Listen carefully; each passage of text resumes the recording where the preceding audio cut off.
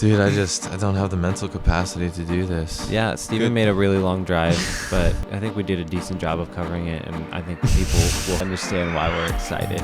I guess this is the first installment. I'm not sure if or when another podcast episode will come, but this one is the first podcast form that we're doing. This is my buddy Alec. My name is Steven. We'll put our Twitter handles down below. Right here. Steven is me name. I'm Steven. This is Alec, just a fellow Maiar, Elrond, Eagle enthusiast. Farmer. We are farmers. We are all farmers. We just don't produce fruit or veggies. We're here to talk about Elrond today and why we think it's a worthy investment. Yeah. So we have really three main talking points, as you can see on the screen here. So Elrond, Maiar, and the resulting Maiar Exchange. So just the point of this video, I'm just going to call it a podcast just because of the way that it's formed. But the point of this podcast, the point of this video is not to take a deep dive into Elrond and in probably any one of these things. Basically, I just want to create a dialogue here with Alec, introduce why I've invested in it, why Alec has, and why we think it's a good idea. I'm personally going to try to stay away from terminology like moon and so forth. It is interesting, though, because the Maiar Decentralized Exchange is launching on the 19th, which is 2 days from now. And it's a full moon. Is it really? Yeah. But this video will release on Thursday, so it's releasing in the morning. So in the morning, the Maiar Exchange will be launching. Because it's Thursday as we release this, so tomorrow morning is Friday morning. Oh, yeah, true. So Friday morning, it's a very exciting day. They're already doing the yield or the total value locked. Yeah. With the airdrop locked mex, you're able to lock it up right now and farm it, right? Almost. Farming will start on the 19th. Okay, for yeah. everybody. But the APR, oh my God, just go look for yourself. Yeah. So we're gonna get into a lot on the video. So let's get into it. So the first slide I'm going to bring up is basically just, I hope that you use this slide to really just educate yourself on what Elrond is, and I can put stuff in the description, lots of resources. That's the first thing about Elrond right now is the community is massive, and I know that's what people say, but I've been in cryptocurrency since 2017, and then Alec, when did you get your start? Well, I started back in 2014, 2015, I think. But I never ran with it. I knew about it. I had some Ripple back in the day. That was my first, I believe. Well, I used to have Bitcoin. That's another story. But I had Ripple, I was heavy into it, but I don't own any of those assets anymore. I'm all in on Elrond, and I also do some options trading as well. Nice. Love it. I can't remember what we were talking about there. But yeah, so on this slide here, so this is basically just several different pages, and see, this is messed. Oh, there we go. Boom. So basically, see, I'm just going to break the fourth wall here. This video could get very long. I don't think that I should click on those, because if I click on those, it's just going to open up a whole... I think you should just probably have it available for them and be go over the topic of it and say what is Elrond, and say these are if you want to dive deeper. Yeah. If you want to keep it shorter. Yeah, well, that's the issue, is that's I feel like I do want to have... I think in my mind I need to decide to make either on my own time, adding my own point where I do go into these links, because right now, if I try to go into them, I'll get just way carried away. And then maybe you don't make this one the deep dive, and maybe you make another one that's called a deep dive. You know what I mean? Yeah, totally. Where I just kind of get more into it in a non-podcast setting. So I'll probably back up and just kind of reset. So, you think we need to start all the way back here? No, I was just gonna go to the next one.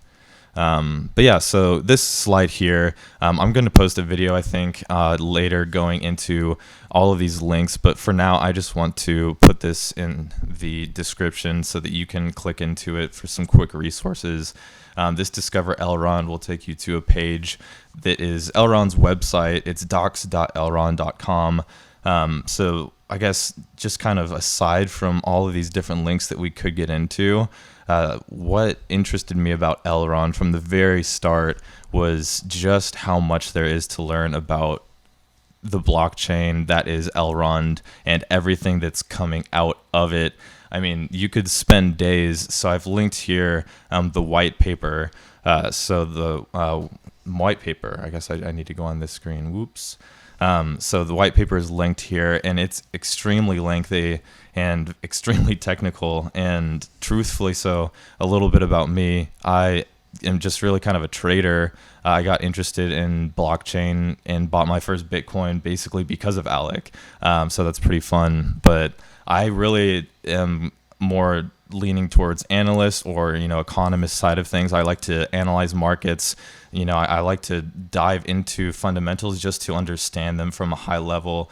I'm not like a computer scientist or anything like that. So there's a lot that I will never understand, truthfully. So this stuff is linked here just to provide a quick overview. But really quickly off of this slide, I just wanted to highlight, you can click in this link, will take you to Elrond's website, talking about how many different team members there are.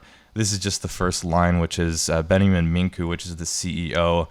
And he is definitely the champion of marketing for the time being. Elrond really doesn't have any marketing going for them right now in terms of, what we see from these other projects.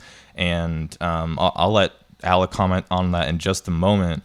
But basically what I think is the idea is similar to how Tesla doesn't spend money on marketing because their product is just good and it speaks for themselves. But yeah, so like I've been in Elrond for a little bit, but I'm interested to hear from Alec how it has been kind of introducing yourself to Elrond, what it is. And, you had been in cryptocurrency for a while, but you're now back more interested in it, much more engaged. Like why is that? Like what has brought you back into this space, if you will? Well, I guess at first I should start by saying how I first saw cryptocurrency. I didn't see it as an investment. I just saw it as, I understood that maybe I could grow value out of it, but I grew impatient and stuff. And I never really looked into the technical side of what that crypto or the utilities that cryptocurrency offers. And with eGold, I've looked into it. I've watched the Wesley Kress master video, of course, and I've watched link that in description. Dude, yeah, that video is everything you need to know about. If you really want to know about the Maiar Exchange and farming, yeah, it's a master class, and it's 2.5 hours long or some crazy thing like that. Yeah. But the utilities behind this, and just seeing from the day I got in and from where they're already at now, the team, everything they're building, the user interface of the Maiar app, the user and just the way it interacts with the NFT marketplace that people are already building off of the Maiar app. You have Audi partnering with eGold, and I don't know, man, I see a lot of promise, and I've always prided myself as seeing value, and I see value in this. Like once people understand what this is worth, and then the farming rewards in these first 8 weeks come a day almost. Yeah, pretty much. Day and a half from now. It's going to be wild, man. Yeah. Yeah, and that's definitely the thing that brought me into Elrond was how much technical detail there is backing up why this blockchain, I believe, has not only immense value, but therefore is horribly undervalued right now. Last I looked, we're still floating or just over 6 billion market cap. That's like maybe around 40 in the coin market ranking. And that's the first thing that attracted me was when I discovered Elrond. I found it, I think, at 100 million market cap. I looked back on it. Oh my God. But it was, so I'll get in the next slide here. Please, I'll get into this at a later video, but who is Elrond as well as the partners I've indicated a little bit in the next slide. Let's see. I'm not sure how exactly to interface with all of this. Oh, there we go. Excellent. So this is taken right off of the website Elrond, and basically the important achievements are highlighted here. And basically, like, I could go through all of these bullet points, or you can just pause it and read through them. But the testnet produced 263,000 transfers per second, and that's in the testnet. And since then, well over a year ago, the mainnet has been launched with zero downtime. 10 million transactions was crossed recently. I'm not familiar with the fact. Yeah, I'll have to look into it. Do your own research as always. But yeah, basically, I mean, Wesley Kress, huge shout out to him. He and his twin brother Michael Kress are some massively big-brained individuals who have contributed a great deal to my knowledge that I've gained in this space. But specifically, check out Wesley's Twitter, where he has, so many different threads going into detail of why Elrond has value. And like, we could sit here for a day going through everything that he has highlighted himself. But seriously, like, we could spend a lot of time on this video, but there's way too much to get into. Yeah, there's a wealth of knowledge out there if you really wanted to dive into it. Yeah, but I am here. My money is where my mouth is. You can read into the technicals yourself, but I believe that Elrond is the best blockchain. I mean, hands down. I'm biased. I mean, I'm completely biased. But I have my money on this because I definitely believe that it has potential to, flip Bitcoin. I mean, oh my God, I hope so. You never know. I mean, I could get into other ideas about the economy and so forth, but who knows? Like, just last time Bitcoin went to 20,000 in 2017, like, people just went crazy. And like, this time around, like, it actually is different. Like, the market, we have countries buying Bitcoin, or not buying it, but making it their currency. I mean, what else? Everything is different, dude. Yeah. Everything. Like, Yeah. I mean, Aaron Rodgers taking his money in the form of Bitcoin. You have celebrities endorsing Cash App.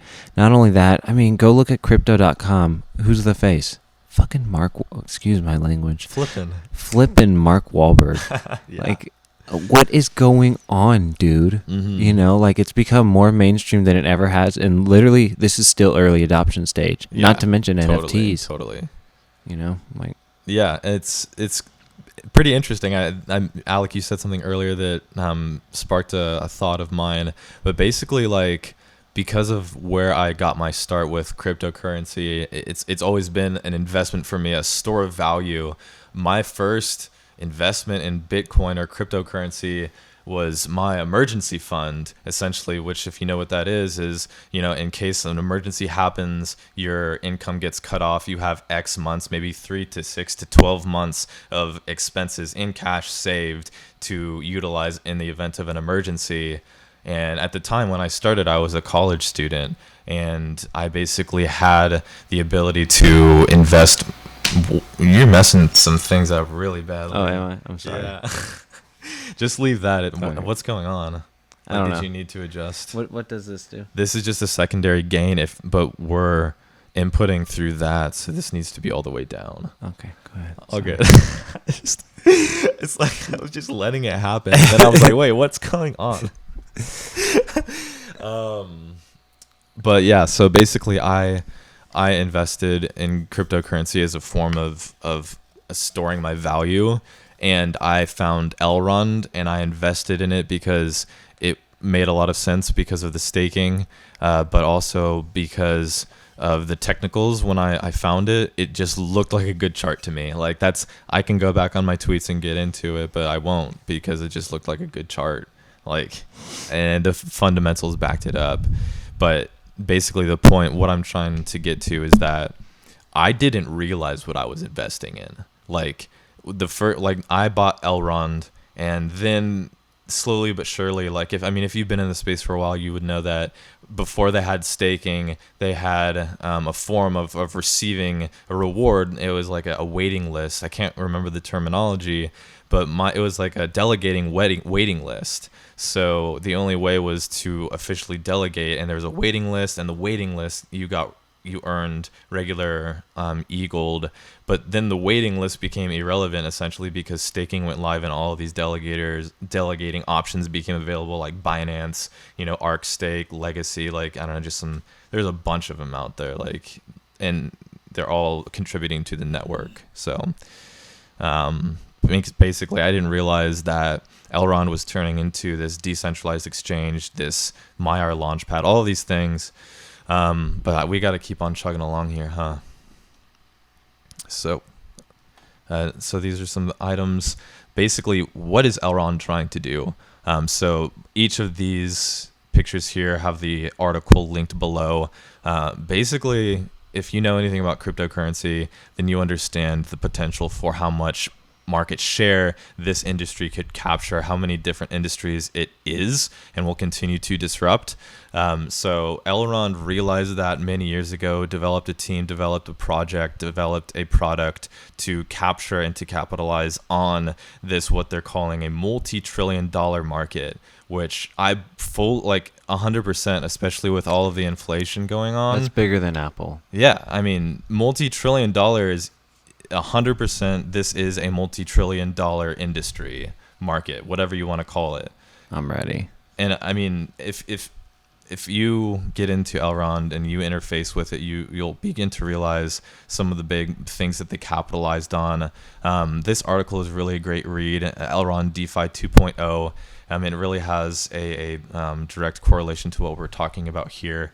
But the next slide, I just highlight just a few things. This technical roadmap people like to see, it's there. I'm not going to get into it. The team does their best to deliver what they believe is the best. Do they hit deadlines perfectly on the nose? Like, maybe not.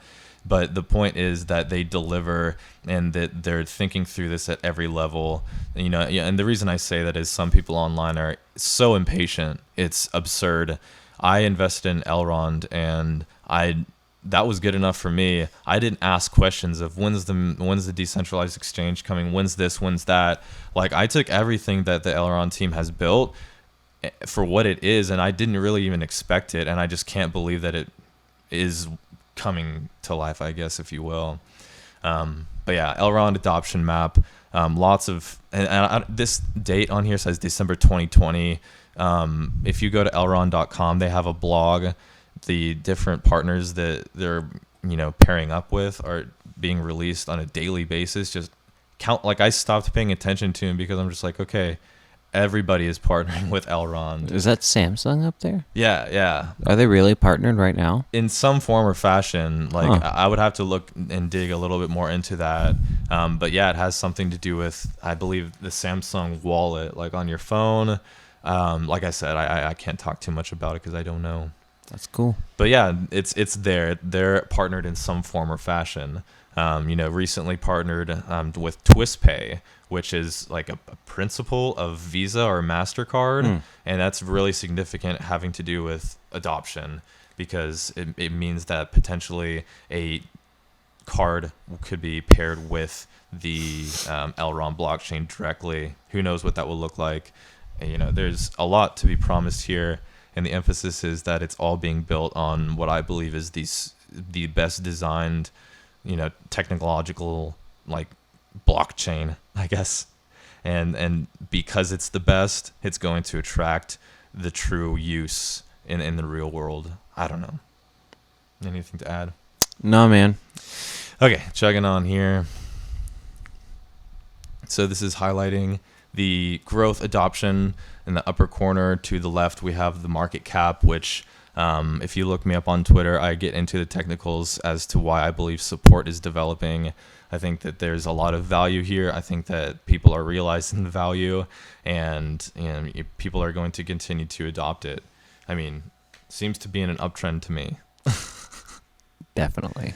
Yeah, I mean, that one that I really love is the adoption, and just how consistent that's been over time, and how it's real time. Oh, yeah. It's fun to watch. I made like a little Excel chart not too long ago just to calculate like a month's worth of the adoption rate, and I was watching the percentage double in some cases, and I mean, it's gonna just continue. Yeah, definitely. Yeah. Okay, so first came Elrond. Elrond's the blockchain. Lots of value there, lots to learn.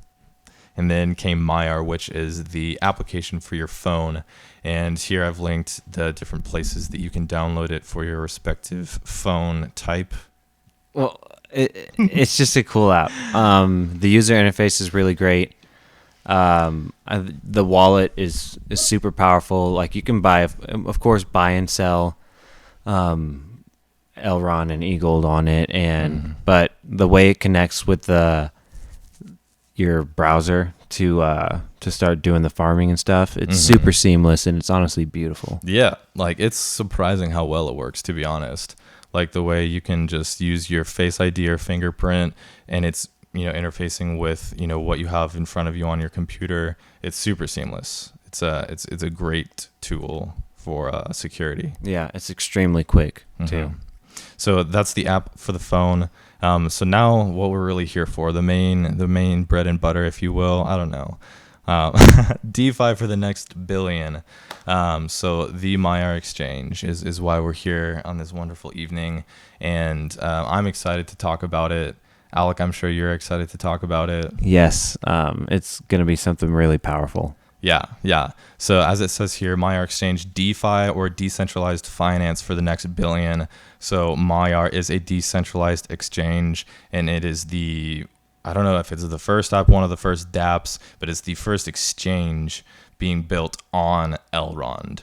And it's called Maiar Decentralized Exchange, and it's in-house, which means that the team that built Elrond built this exchange, and then they're building different tokens that will interface on the Maiar Exchange. And a reminder, all of this is built on Elrond. Elrond is the blockchain, and then decentralized applications as well as tokens like the MEX token or like LKMEX, which we'll get into. Those are tokens built within Maiar Exchange, but it's all interfacing through and on top of Elrond as the blockchain. So next up, sorry, I'm blowing that out. This is all taken from the website, which I'll link all of this in the description. So the Maiar Exchange, in short, is a decentralized automatic market maker. So I'll link some videos that I found to be helpful in learning what an automatic market maker is. Basically, it's the system that allows for decentralized exchanges to run. So a decentralized exchange is different from a centralized exchange in that, it's built by the people so that the community owns it, but also, as the website does get into, but there is an issue with building a decentralized exchange, and that's attracting liquidity to use the exchange.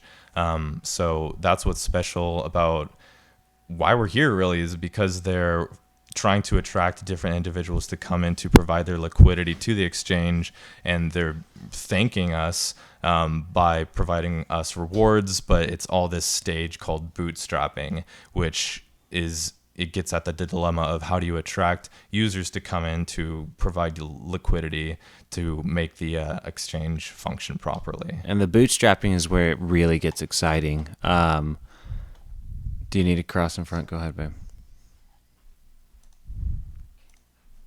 The bootstrapping is where it starts to really get exciting. Like during these first 8 weeks, they're doling out 75%.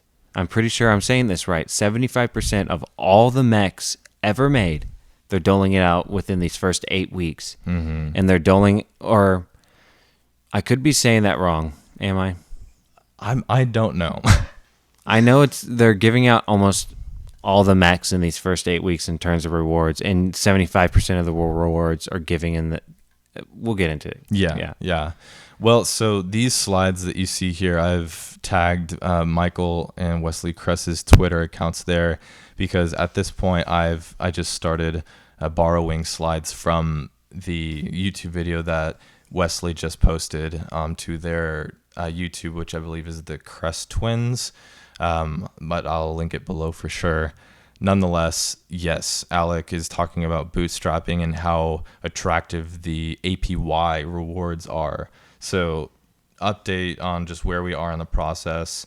Liquidity has been opened for those who have earned LKMEX or LockMEX, and already the value is up to over 100 million, right? Yeah, over 100 million locked total locked value. Yeah, and I think that is nothing short of substantial, and the main reason is that that dollar amount right now only represents people who earned locked MEX back in April. They did like a 12 week period. I can't quite remember, but they gave away MEX to those who showed support.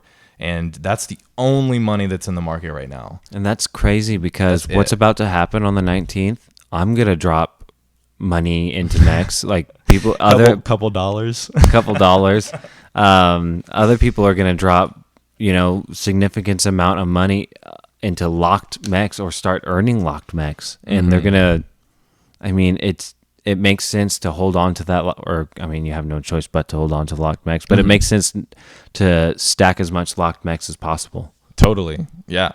That's, I think, the main advantage all of us have here is that we are players in the game, meaning that we have an opportunity to earn and to control supply. Normally the only way to reduce supply is to pay for it with cash, with money.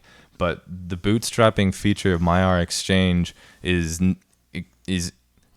significant. I don't know what word for it is, because the strategy that we're going to get into later, we're looking at longer time frames here, Alec and I are, and for that reason I'll rephrase. We're interested in locking as much MEX as we can.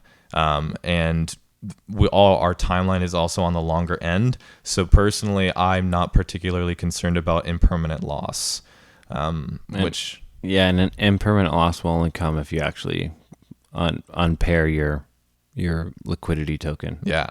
So that's kind of the thing about investing is consistent data averaged over a long time frame is going to just spread like butter, meaning any inconsistencies with people normally dealing with impermanent loss, that has to do with shorter time frames and more volatility and metric goes into that, into significance. But over time, on the yearly term is what I'm kind of looking at, and I'm not really concerned about any of the risks. Like, I'll just put it out there. Like, there are risks to this, but it's really hard to see the downside. Like Steven and I have been, I don't know. I feel like we've almost been having daily phone calls about whether or not are we being dumb, or is there really not much of a downside? And this is not financial advice. Never. But it doesn't seem like there's much of a downside. The only way things can go is up. It does seem that way. Like, considering how much interest there is in Bitcoin, and that's the base of everything. And if Bitcoin can show strength or at least support, or if and when a project flips Bitcoin, that means that Bitcoin is going to at one point be inverted with whichever coin flips it. Like, Bitcoin will be spilling into this appreciating asset that takes it over. And people won't see it coming, I don't think. What we haven't even touched base on is what the current APY is right now. It's, when I say it doesn't sound believable. 6,000%. And that's not even locked. If you were to lock, am I right in saying 12,000% APR? I don't know. Right now on the exchange. We'll bring it up on your computer. What does it say?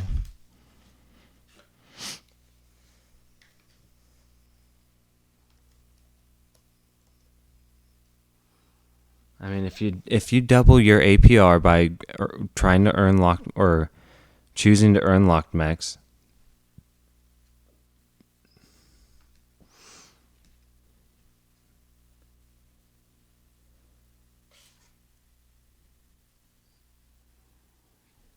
Is that right? It says greater than 10,000%. Then go to farms.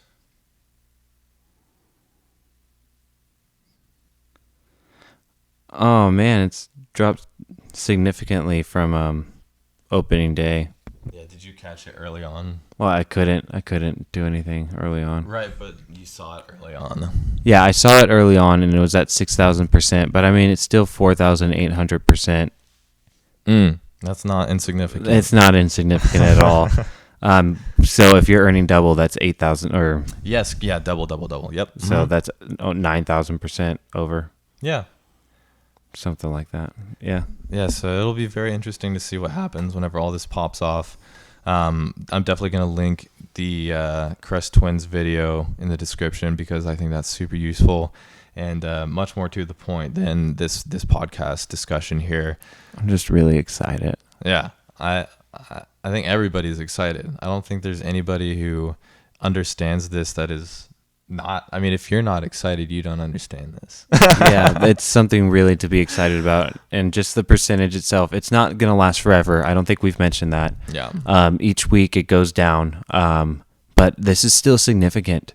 This is crazy significant, especially if you are starting with a smaller amount. I'm pretty sure you have the potential to at least double your eagled amount. It seems like there's quite a lot of potential here. I mean, that's really significant. Yeah. I mean, I'm going to just say this. Who knows if it'll make the edit. But yeah, like, obviously this all comes down to what happens when the rubber meets the road. But it's significant to participate as early on because the rewards decline as time proceeds. So if you can establish a solid position and do play your role essentially in earning lock mex, then you can take a lot of it out of supply. And if demand is rising, then, that's an imbalance there and tends to lead to price appreciation. Yeah, and on this graph or this slide right here, it also mentions that it burns MEX, which ensures that inflation doesn't occur. If I'm speaking correctly, it'll be kind of a dynamic where two lines are moving about, and essentially the goal is so every transaction, every swap is going to take 0.3% in eagled, and 0.25% of that is going to go to liquidity providers. The last 0.05% is going to purchase MEX, and then it's going to burn it. So it's taking 0.3% of the fee to swap, 0.25% is going to the liquidity provider pool. Mm-hmm. And the only way you are a liquidity provider is by swapping your eagled for MEX and then making it into a liquidity token. Mm-hmm. And then is that the only way, or do you have to farm and then you're a liquidity provider? What was the question again? So in order to be... No, yes. Yep. Okay. You don't have to farm. So staking your LP is called farming, and that's added on top of the fees. So you're a liquidity provider as soon as you earn the token. You earn the token by pairing 1-to-1 of two separate coins, and in the US dollar or your respective currency, that's the value 1-to-1. So it's not one eagled to one MEX. It's however many dollars worth of eagled must equal however many dollars of MEX that you have available in your account. So I'm getting giddy. I'm very ready for Friday. It's like a dream state a little bit. Like I didn't realize what I was investing in. And the fact that I earned lock MEX because I was just staking it, like I was earning daily dividends from Elrond, and then come to find out they gave me free lock MEX to, provide liquidity to their market. It's just like, why wouldn't I keep investing in this project? What's more fun about it is that you were a really, really early adopter in this, and I'm considering myself an early adopter. I'm a dolphin, and we won't go into our portfolio values, but I hold like 2.2% there's only 2.2% of people who own as much eagled as I do, and so it's going to be fun to be able to participate in something with being what I would consider it's an okay chunk. You know, like I'm totally. excited about it. Yeah. Yeah, well, I mean, when I first started investing in Bitcoin, and then even when I first started investing in Elrond, like I was investing money in a bear market. So, but I just really I had to have a blind faith, and I had to trust that over time it was going to be worth it. And seriously, like it's crazy to be sitting here and look back and be happy that it worked out. But I spent months and years feeling stupid, you know, like not feeling stupid because it's like I could see the value, and everybody I told about couldn't, and the market wasn't acknowledging it either because of the correction it was going through.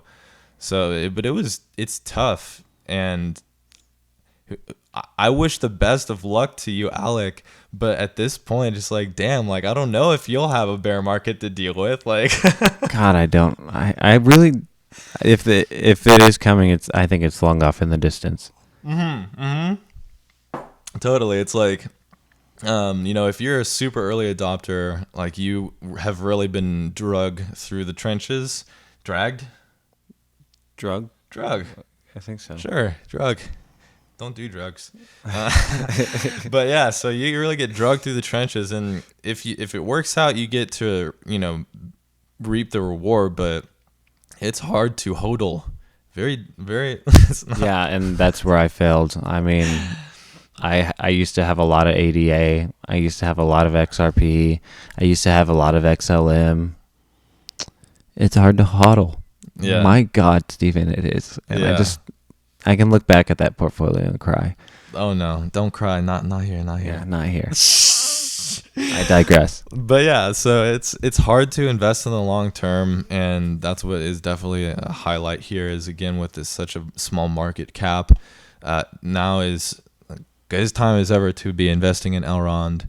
But again, like it's just stupid because people will potentially read or hear about Elrond, and they just won't understand what it is because they're used to seeing everybody and anybody talk about this coin, that coin, moon this, moon that, and then you have meme coins. Dog. Yeah. Yeah. Like this market is the Wild West. It's not quite as wild as that West was, but it's the new era Wild West for sure. Yeah, it's pure insanity right now. You never know where at this point. So at this point, I think that, I mean, especially on the 19th, once MEX becomes live, I think that MEX, Eagled, and Lock MEX will be some of the most value, if not, I think the most valuable tokens, cryptocurrencies to hold, hands down. I mean, Solana is a really big one right now, and if I remember correctly, I was looking at it today. I believe it's 65,000 transactions per second. Oh yeah, I don't know. I yeah, stopped looking but at it. I think you were just saying this thing can scale up to 100,000 transactions per second, right? I can't. Yo, yeah. This one. Well, no. I mean, I got off on a tangent, but check out. Somehow I can try to get this to a description or something. But Wesley Kress on his Twitter has the explanation somewhere as to basically Elrond is. Oh yeah, for Solana. Solana around 50K transactions per second. So this blows it out of the water. Well, listen, dive into it, but Elrond is infinitely scalable because of the sharding that they have employed. And I think I skipped over that slide way early on. Can you explain what scalable is for the wizards. people who don't? Are we getting ahead of ourselves? No, it only goes back when I click. Sheesh. Okay. Can you explain what scalable is for the people who don't understand what it is? Well, as far as I can tell, scaling has to do with how does the blockchain hold up and grow as more users use the network. Yeah, so however many transactions are coming through per second, it has to have it has to be able to scale to the amount of transactions coming through to be able to handle it at a sufficient speed. Yeah. And I highlighted it. Dang. Where is it? It's just a quick highlight somewhere. It's like there it is. Right there, yeah. First live blockchain architecture with state charting. So the white paper and docs.elrond.com, you can get carried away in if you're a reader, just have a heyday because there's so much to read. But yes, so best blockchain, I think it's the first. I think is better than Solana. That's what we were talking about. Yeah, because Oh, dang it. I felt like that was worth mentioning because Solana is really, really being hyped up right now. And people don't even know about this. And when they figure it out, the utilities this thing offers. At the price, the expense, I mean, the expense is irrelevant. Dude, There's no expense. And then if they hear about these farming rewards, it's a no-brainer. It's Yeah. really a no-brainer, and that's what's blowing our mind. Yeah, I mean, it is pretty crazy because, I mean, everything feels and appears to be as though this is going to be I was texting Alec earlier, and basically this could be the world's largest bank by the metric total value locked. Like, by numbers, it depends what's official, but we're at 97 million there. It looks like Alec has it on his computer. I saw 100K million. Yeah, somewhere. it's dropping right now, actually. It was just at 98. Who knows? Some funky business rug pull.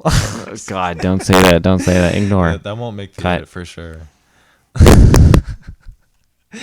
Okay, so some quick token metrics about the MEX token. That very small number at the top, that's how much one MEX is going to cost. And I think that's an interesting metric about the Maiar Exchange is, as far as I'm aware, the only way to receive, to possess MEX is to swap Eagled for it on the 19th when the exchange launches. Yep. And the only way to earn MEX is by farming. The only way, and then to build on top of that, the only way to earn lock MEX is by farming too. But here's the cool thing about earning the locked MEX, man. Double APR. Okay, yeah, it's locked for a year, but there's something good about locking all that value up, and Totally. that's the fact that people won't sell off when things start to go high. You can't. Yeah, because you can't. Yeah. And it's interesting because that lock metric definitely provides incentive for people to take supply out of the market. But at the same time, like what you were saying, it's like a double incentive because it's also double APR. So it's like, okay, not only are you opting to remove supply from the market, but you're opting to remove twice as much as was otherwise possible. The incentives are really crazy, and this is what has really attracted me to this is they are incentivizing the hell out of this. Yeah. So some other details that I took from the video from the Crest twins. Won't get into it now because it's a great slide to include highly relevant information here, but I'll kind of push through for the podcast. And I don't think we've gone into the supply of Eagled, but there's only 19.75 million Eagled circulating. And I believe it's like somehow, he explained it, Wesley did, as it's almost impossible for it to reach its maximum, but its maximum is like 36 million that can ever circulate.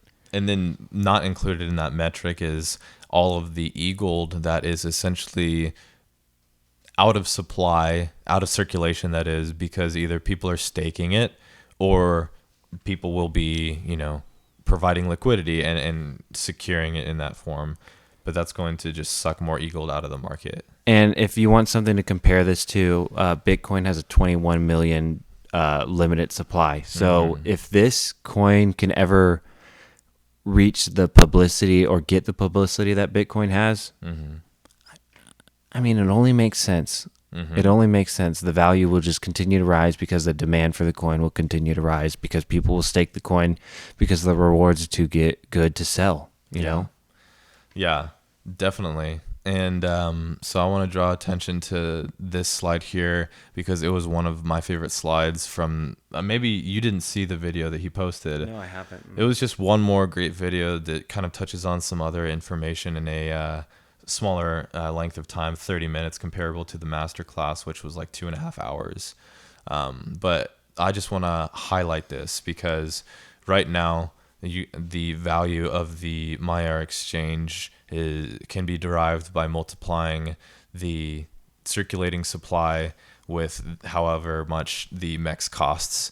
You can do the math, but I believe it's about 100 million. Is that correct? That the market cap of MEX right now. I can't remember where that was posted. I know that. Oh, I think he posted the circulating supply. Yeah, I believe Wesley posted that in the video that I took this from, but I apparently skipped it. Looks no, there it is. 1 trillion. Yes, I think Wes has Almost 2. He missed a metric. Yeah, it's almost No, that's not the right max. That's not the right max. Oh. Yeah. Oh, that's Ethereum max? What the Yeah, it's some shitcoin for real. But yeah, look at that. He says circulating supply is 594. 594 trillion. That's billion. Oh, yeah, you're right. 594 billion, that an 720 million. They turned it from billions To trillions. I saw the here. I'm going to go to the home page because I saw it on the home So page. this is wrong, right? Here. Current locked MEX tokens that are not staked in a farmer. So Find this from billions to trillions. So it looks like 1,309,454,000. Yeah. 1,309,454,311,355. That's the MEX. circulating supply after a year, I think. Oh, okay. It has an asterisk, but I forgot about that because I left out a slide or two. And they're gonna burn some of this MEX too. I don't know. Did you see the value of some of those tokens? The ones in that other slide? Yeah. Can you imagine? Well, yeah. Let's head back over to that wonderful slide where, again, this is from Wesley's video. Great video. I recommend it. And I think this gets into a lot of psychology of the psychology about the token itself and the fact that people flock to these things that have, I mean, who's not interested in something that's less than a cent? Because everyone gets a little bit excited about something hitting a cent if it's less than a cent, you know? Or a dollar. Yeah. Oh my God. I think it'll happen. Someday. Dude. Yeah, okay. Someday, man. That'll be wild. Someday. I mean, I have tweets from when Elrond was $8, and I'm talking about it going to $80 one day. And at the bottom of it, I say anything can happen. And here we are at, 300 plus. So. This is cool, man. Okay, we need to keep going. So here we go. Let's just quickly run through this. So Uniswap built on Ethereum, huge exchange. It's also a decentralized exchange, and its market cap 15 billion. Pancake Swap. I mean, all of these, I don't know the technicals of all of it, but the emphasis here is comparing what these services, or rather what these products here are offering to the market, and also too, what is the cost to interface with them and to utilize them. You know, Uniswap utilizing Ethereum, I've never used it because I'm not interested in paying excess fees. Also, I'm a long-term holder. I'm not day trading, but people using and building on Ethereum have to deal with gas fees, which I've just read. I think before the camera shut out, we were just talking about Ethereum gas fees and how utterly ridiculous they are. Yeah. So basically, in Wesley's video, he really gets into it. Oh, does he? The new video? Sorry. In the new video, he gets into this slide here, which basically MEX has the same utility as 3 of these different protocols or blockchains, combined. So swap functionality, the Aave platform is lending, which will be coming soon, as they say, which if they say it's coming at this point, I believe it. It's just a matter of when. And then the Mirror protocol deals with synthetics. I'm not sure what that is. Me neither. He mentioned that, and I really don't know what that means. Yeah, it's I mean, I guess it's the next thing. Yeah, I guess we got to figure it out. That's the next podcast. And I mean, if you're into NFTs, I think I've mentioned this just a couple times, but they're already building NFT marketplaces off of Elrond, and And then Elrond will have their own NFT marketplace too. Yeah. So they're thinking of everything. Yeah, they have these. I'm not sure how regular they are. They're called town hall meetings. Our exchange, of course, said basically to lock up everything if you don't know what to do. And then they mentioned the NFT marketplace that is coming. So, I mean, yeah, you can definitely lose yourself in the community, I guess you can say. I mean, in the ecosystem and everything. It's like, it's weird. What's becoming here? The metaverse. Oh man, yeah, Blocktopia. They're partnered with Blocktopia. Yeah, talk about that if you know some more. I don't know anything. Apparently they're going to be on the first floor of the Blocktopia like building that's in the metaverse, and Jake Paul is a part of the first floor. And like What the hell? Yeah, so like the first floor is like the floor where you first enter, and that's where you'll see all the metaverse stores, and like you'll have a Elrond hub center that's going to be on the first floor. So it'll get a lot of exposure, and it's probably like a virtual store where you can exchange and swap coins in the metaverse, and probably do everything we do on the browser right there in the store. So it'll be just a lot cooler. Mm-hmm. I don't know how I feel about the metaverse. I mean, I see it as a growth opportunity. I don't know if I'll ever interact with it because that kind of stuff kind of freaks me out. I want you to see these slides. I mean, look at the bar graph of these market values. And basically the argument here is that MEX is going to be better than, or not better.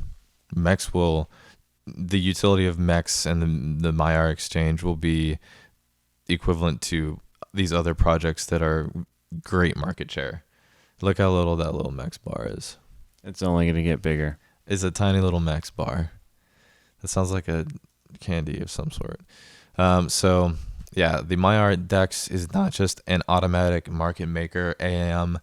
It is a full product suite that enhances the growth of Elrond, Maiar Dex, and Maiar app. We haven't even gotten into, nor will we get into, the Maiar Launchpad, which is, in my perspective, is the next New York Stock Exchange, where metaverse companies are. I think it's where they release their coins and tokens. Coin. Yeah. Is HoloRide. HoloRide, yeah. Yeah. So they're releasing a ride token, I believe. It's the way that ownership is going to be, because right now you have shares of Tesla, what does that even actually mean? Yeah. Like, actually, like, do you get like voting rights or something? But like, if you own over like half the shares, and I think, you get to decide on what way the company goes in some aspects. But I could be talking out my boot hole. Yeah. All right. So yeah, lots to look into there. Next up, so pretty cool. The MEX token represents value, of course, but more importantly is that it represents ownership of the exchange itself. The MEX exchange is 100% community owned. Everybody who owns MEX means you're a part of it. So you should become a farmer too. You can be known as Farmer Bob, Farmer Big Boy. Farmer Madrigal. Well, I think my hero tag is, I don't. Isn't it Big Boy? I think it is Big Boy. Yeah, BOI. Yeah. No, we won't speak of hero tags here. Other stuff. Oh, we got to get into this, man. We haven't even started. Okay. Oh, this is what I mentioned earlier, very briefly. Dude, I don't know. How am I going to edit all of this? It's going to be really hard. Actually, it won't be that hard. As long as the audio syncs up, I think that's the biggest thing. I don't see why the audio wouldn't sync up. I see why, because I've done it before. Did you adjust the hertz? I thought I had it proper at 4,800. So. Okay. I believe it. Next slide. Okay, on the Maiar Exchange, you'll be able to swap. God dang, dude, I'm losing it. I didn't know there was a fee paid for swapping. The fuck are you talking about? Yes, you did. Oh, that's where you get the fee. I didn't understand where the fee came from, I guess. Ay, ay, ay. Now you know, because it's my super short show. I got the giggles for shizzles. All right.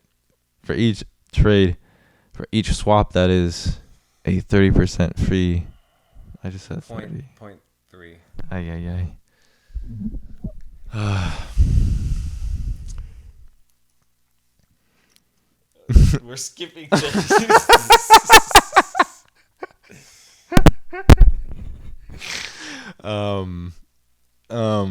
It's late, obviously. Provide liquidity. Dude. We've spoke a little bit about the LP tokens, and just fucking do it. Listen to us. Just listen to us. This is not financial advice, but do it. Yeah. Oh yeah. This is not a call to action, but I think you should look into it and probably invest your whole portfolio. I don't know if you're down, if you're crazy. Buy it all. Bite all. Okay. Liquidity will be great. Ah, damn it, dude. Am I skipping over this shit? I'm just losing all motivation. Oh. Because at this point, we're just fucking chatting about Elrond. I mean, this is just nothing but just like a free verse like podcast. I mean, we've just like speculated a lot. Like, we've had I don't think fun. we've speculated that much. Yeah, no, I'm sorry. We haven't speculated, but we've just like The slides are very loose structures for us to talk around. yeah. I mean, it's very technical. Like Yeah. it's like a technical presentation, but we're having too much fun. You think so? Okay. And also, I'm having trouble interfacing with all this technology. It's like I'm 40 years old. So yes, that's what we were talking about. MEX is such a low market cap. Total value locked is a completely different metric.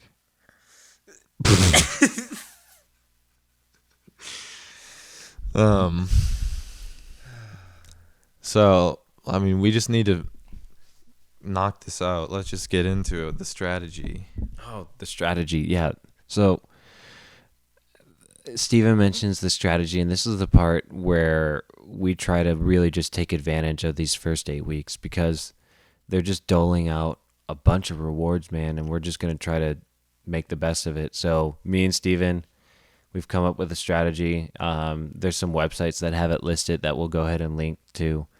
But we're going to try our best to explain it in our own way. And I think you have it written down, and I think it was eloquently written. So go for it.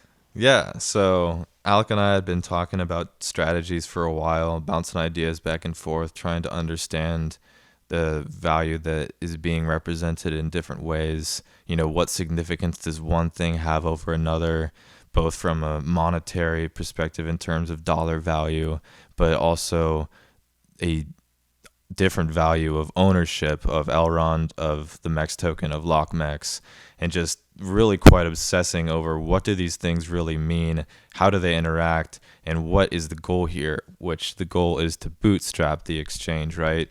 So that can be done by earning locked MEX or, you know, many different ways to contribute. Yeah. Stack as much locked MEX as possible, and that's what our strategy is formed around. Yeah, and it's interesting because in my brain, I was calling the different farms, you know, farms 1, 2, 3, etc., and it was always sequential to me. But today, on the drive, I texted to Alec basically how I was able to understand this, and I kind of started from the top down because the goal is to have 2 farms, and you have 100% of your market value, and we'll call that just kind of like 100. And so I might refer to some ratios like 33 to 66.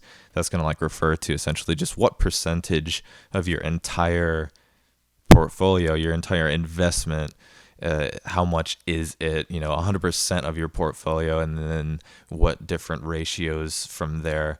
But yeah, so should I just like read this and then I'll leave it open to you to bounce off of? Yeah, let's go for it. So yeah, I'll screenshot what I'm reading here. Like I said, this was me getting it. So I say, I think I get it. 2 farms in eGold Max LP farm. Farm 1, eGold Lock Max LP, represents 33% of portfolio value, producing Lock Max with 2x APR checked. Lots of words. Farm 2, eGold Lock Max LP, represents 66% of portfolio value, producing MEX. Harvest all rewards, swap MEX reward for eGold, pair with Lock MEX, then stake that new LP 33 to 66 respectively into Farm 1 and 2. Farms 1 and 2 were built from deconstructing a third farm, which of course was eGold MEX LP that was staked to producing 2x APR LK MEX. We deconstruct all of Farm 3 to move all our MEX back into eGold and then double utilize or compound it by restaking it with our free earned Lock MEX harvests. And then I say that strategy totally runs train.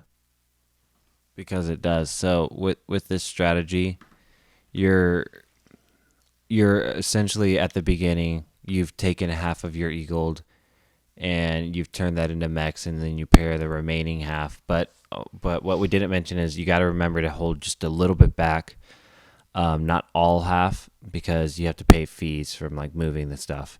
So make sure you have some eGold left over for paying fees. Anyways, you pair up as much eGold as you can, taking into account fees with the MEX, and then you eventually make it into a point to where all the locked MEX that you earned is paired with all the eGold, so you have no more MEX anymore. And then once you have all eGold locked MEX, you do the 33.66. The 33% is earning the double APR, the 66 is earning the regular MEX, and then bam, you continue to pair over and over and over and over and over again because you turn that MEX into the eGold.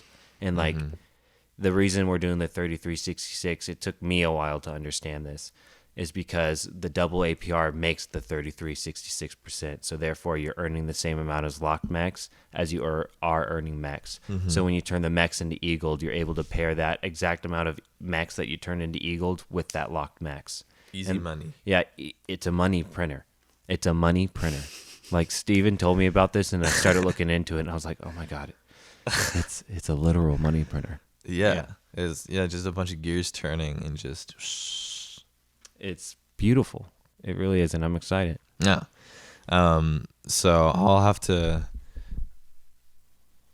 make sure that everything that I said was right, and then as well as, because you were just killing it and everything sounded good, I didn't want to get in your way. But yeah, Alec is killing it over there. I appreciate you picking that up because that sounded a little confusing in the text. That's why I decided to just reiterate it one more time. Yeah, so I don't even know if that'll be any value because I just felt like I didn't even understand it as I was reading it back. Yeah, and I was listening and I was like, I don't think I get this anymore. Yeah. So how about I try it this time? I'll maybe this will be irrelevant. I'll do it. It's easy as 1, 2, 3, 1. That one was easy, right? Is this the new one? A different one? No, I texted this. Remember, it's literally easy as 1, 2, 3. Don't tell me you didn't read this. Yeah, I did read that one. It's easy as 1, 2, 3. Okay, yeah, reread this one. Yeah, all right, this one's seriously, better. like it is maximizing your gains. No. Maximum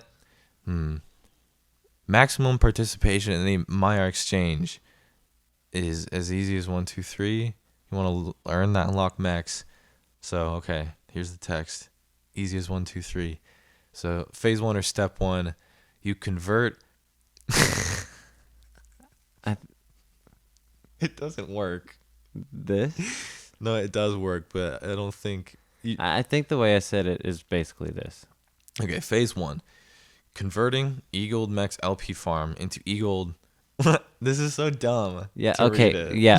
So We will illustrate it in a graph or in a graphic for you. But I need to say it. I don't think you need to. I think I just said it. But it's easy as 1, 2, 3, dude. Yeah. All right, it's easy as 1, 2, 3. Pause this and read it for yourself. Phase 1, converting Eagled Max LP farm into Eagled Max. I misspoke. Okay, we don't need to read it. But what if I need to? Read it after. We only have so much time left on our SD cards. What's next?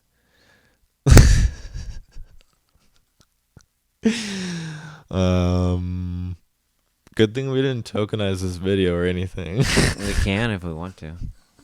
And the utility is meeting us. Yeah, let's go. Going to dinner with us, but you have to buy. Dude, I don't have the mental capacity to do this. Yeah, Steven made a really long drive, but I think we'll be able to. I think we did a decent job of covering it, and I think people will hopefully understand why we're excited and why there's utility in what we're excited about.